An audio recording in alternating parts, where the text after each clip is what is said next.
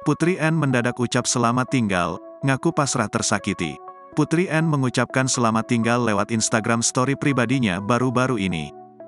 Dalam unggahannya itu, Putri N mengungkapkan keinginannya untuk menghapus foto-foto masa lalu.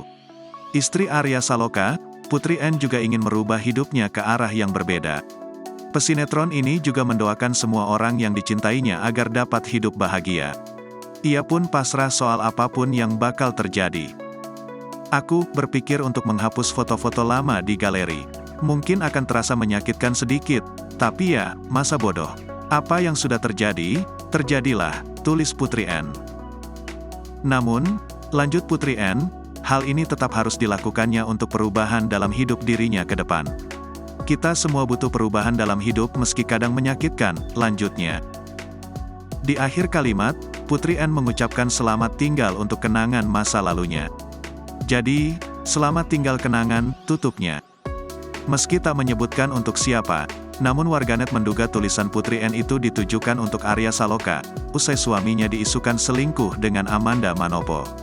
Rumah tangga Arya Saloka dan Putri N memang diisukan bercerai dan telah berpisah. Terlebih, Putri N terpergok santai dan menyahut ketika dipanggil janda. Meski keduanya tak memberikan pernyataan telah berpisah, namun Putri N beberapa kali kerap mengisyaratkan bahwa dirinya telah berpisah dari Arya Saloka.